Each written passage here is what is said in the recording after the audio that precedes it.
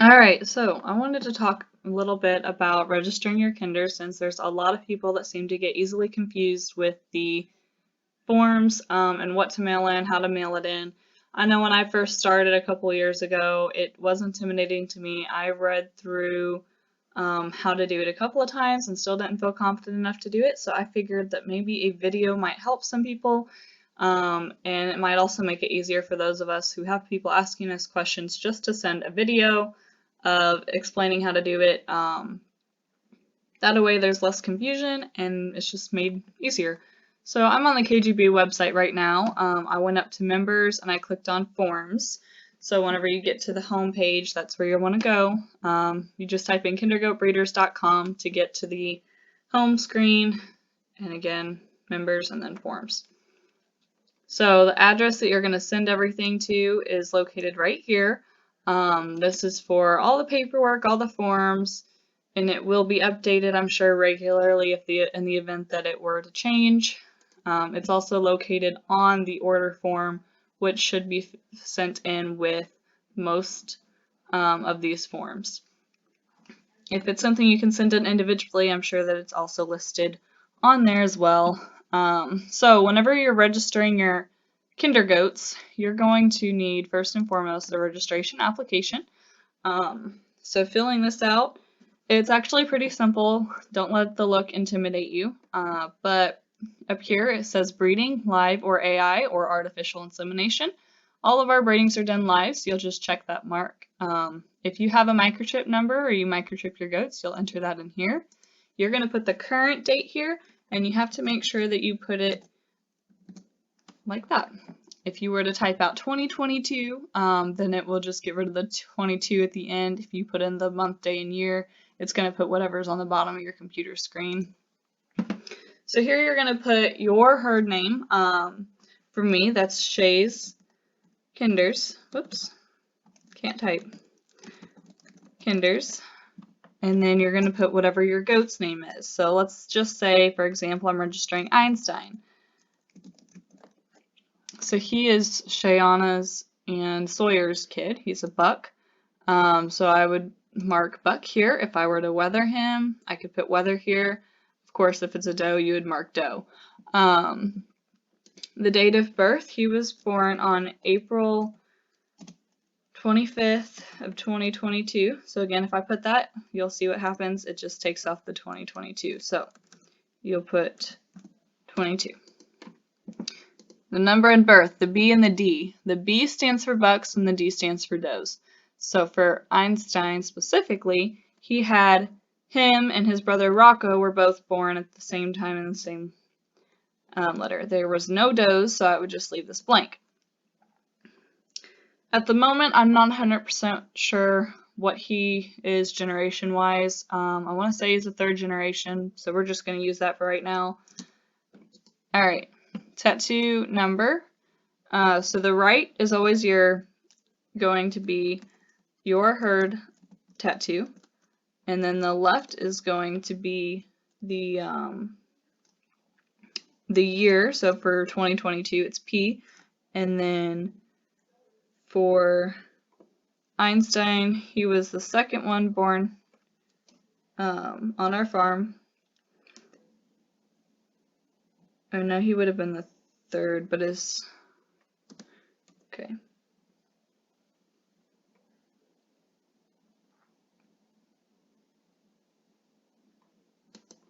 Okay, and whether or not he was horned or just budded. Oh, sorry. So for us, we do the order that they're born in. However, that doesn't have to be specific to your farm. I mean, it can vary from farm to farm. A lot of people do, you have to do the herd letter, or the letter for the year, which you can find on the website right here. And then whatever number it is you want to assign them. We also disbud all of ours, so again, we'll mark disbudded. If you don't disbud, you'll just mark horned. Color description. So Einstein is a cream color, but whatever your goat's color is, so we're just going to leave it at cream for now. But you'll type in the description here.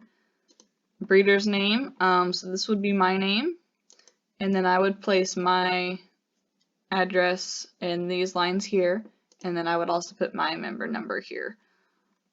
The sire, you're going to kind of do the same thing. So it's similar to up here, but a lot more simplified since he's already registered. So for the sire, it was Kinder Corner Sawyer. And then you would put their registration number here, which you would find on their pedigree, which I can show you all in a minute.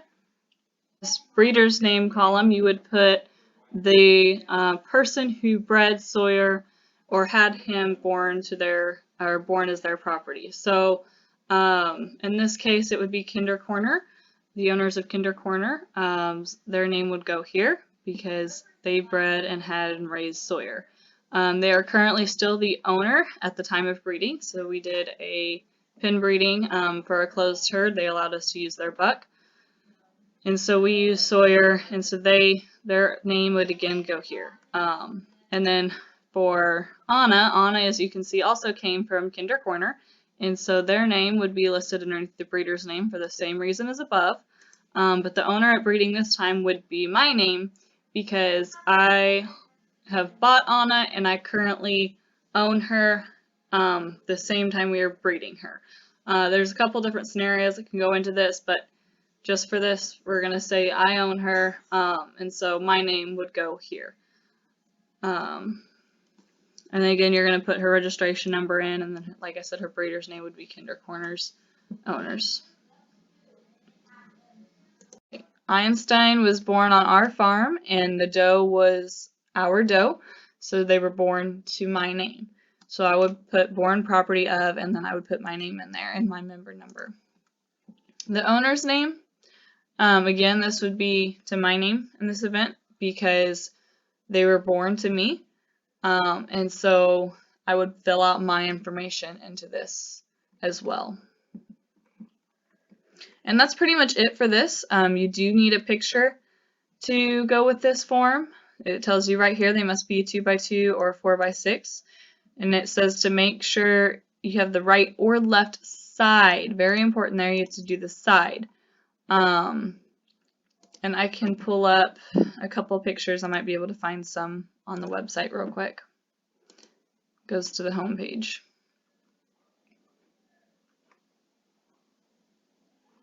Or not. Alright, so I've got a couple on my Facebook page that I recently taken that I can show you.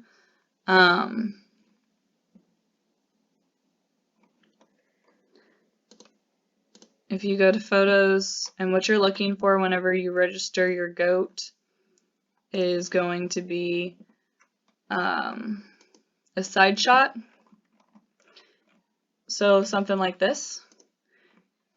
It doesn't have to be necessarily one setup. It can be out in the middle of a field, but you want to show the side of your goat. That way, whenever you're registering them, they can the person doing the paperwork can look at the goat, and you can look back and see the color and why it's registered as that color and the other information about it, and it also validates kind of the paperwork. So that would work. This obviously would not. This one's just the opposite side of the goat, but again, it's showing the full side of the goat, and it's showing the fact that it's black with moon spots and standard markings. That would work. So just those kind of photos.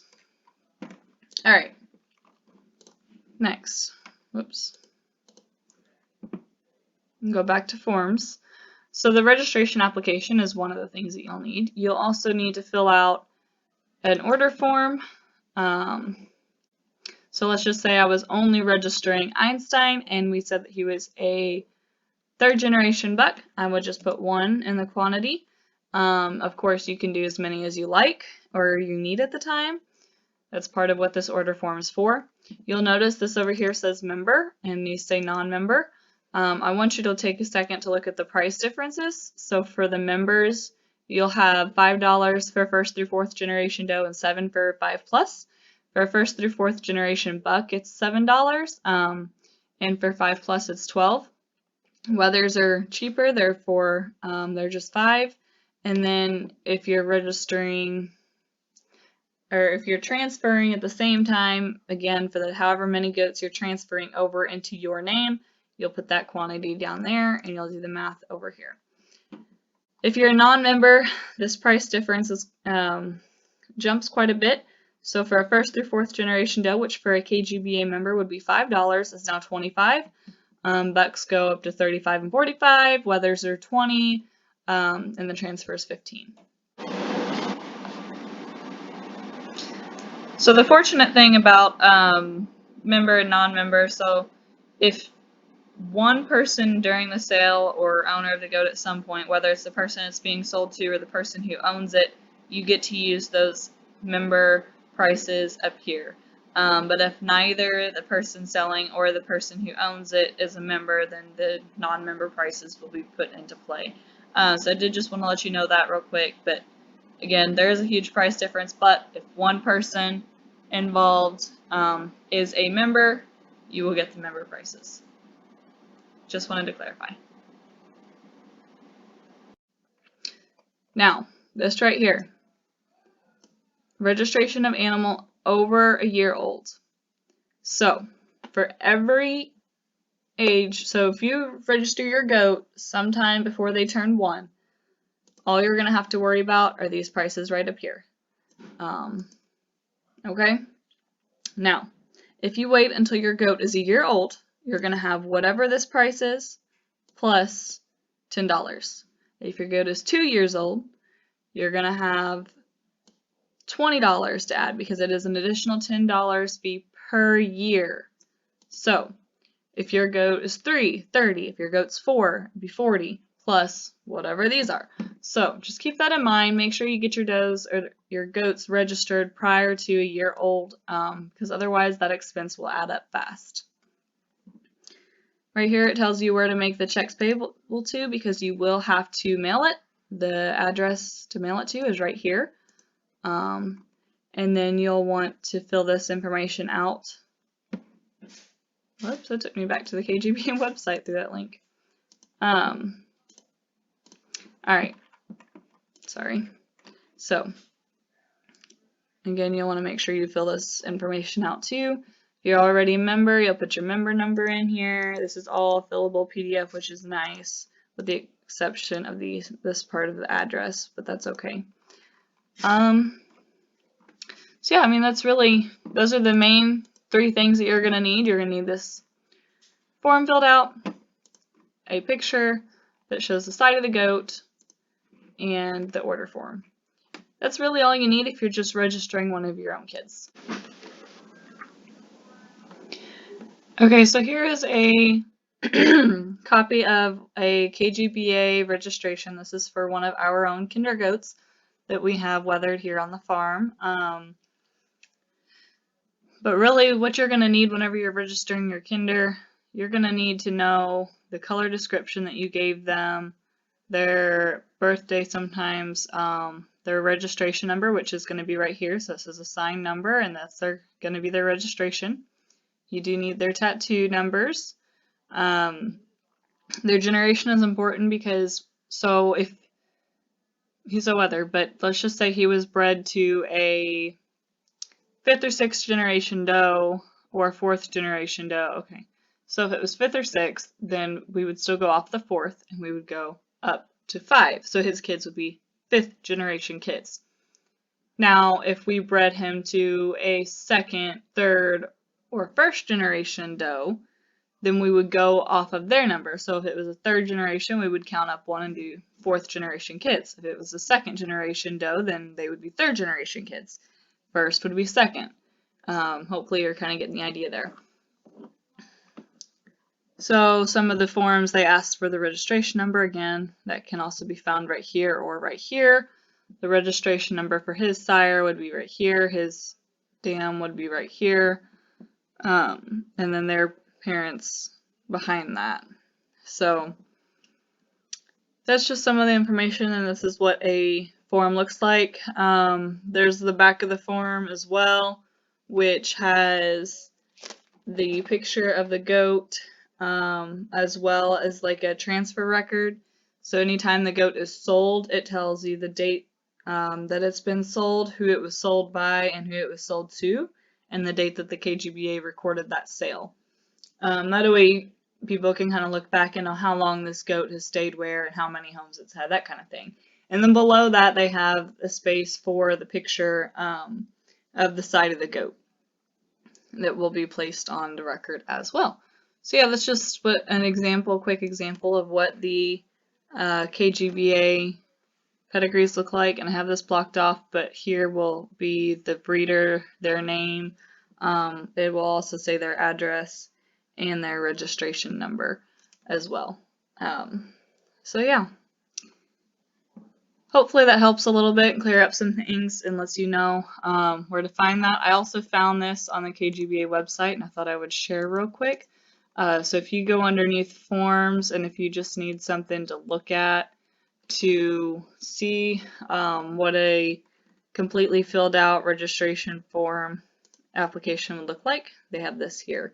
So that kind of clears up some things. Just thought I would share. Again, thank you all for watching, and I hope this helped clear up any confusion that you all might have, and I hope it helps the registrar too and getting paperwork, and that she gets it filled out correctly to save her some time and headaches and confusion on both ends with people filling it out and sending it in. So yeah, I mean, I think that's about it, you guys. Thank you all so much for watching. I hope to catch you next time, and if you have any questions, don't hesitate to let me know. I'm no expert by no means, but I do like to teach and I like to learn, and so if there's anything that I can help you with that I might need to look at, if I can help you, I will. If I need to learn it, I will. Just kind of whatever. I say I'm always open to suggestions and ideas, and again, thank you all for watching, and I hope this helped. So bye, have a good day, and hope to catch you next time.